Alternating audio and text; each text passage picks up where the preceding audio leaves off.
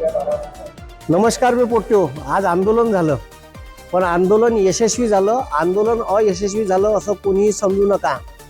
आपल्या भलाई पोट्ट्याला मारलं असन, पण पोट्टे झाट ऐकायला तयार नव्हते, मागं सरकायला तयार नव्हते. मी तुम्हाला पहिले सांगून राहिलो. आपले पोरं संसदेच्या गेटपर्यंत गेले. भलाई अभिजित दीपकेले इकडं चढवलं, पण आपले पोरं संसदेच्या गेटपर्यंत गेले होते. आणि संसदेचं अधिवेशन ठीक आहे 1:30 ते 1:45च्या दरम्यान त्यानं थांबवलं. काहून थांबवलं? तर सगळे आमदार, सगळे खासदार पंतप्रधानासहित याची लुटलूट करत होती. तर हे उठून पळाले. देशाचा पंतप्रधान मागच्या गेटनं उठून पळाला.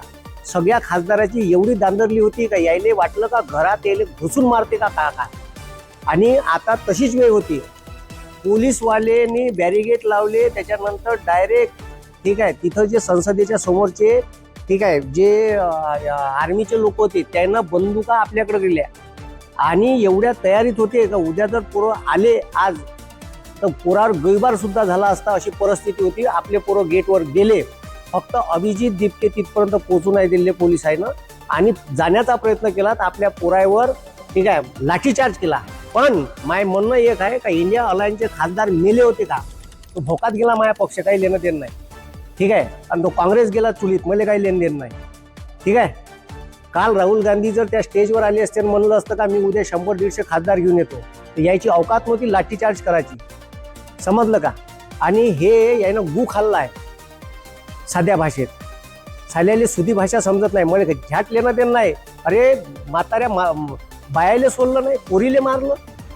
पोराईच्या डोक्यावर मारलं. राहुल गांधी फक्त मग का पोट्याच्या सभाच घ्यायला आहे का? तिथं डाटा सांगायलाच आहे का?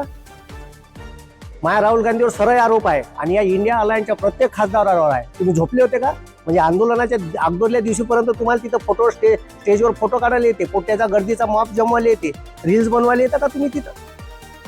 आणि ज्या दिवशी आंदोलन होते त्या दिवशी तर 100-50 खासदार पाहिजे होते.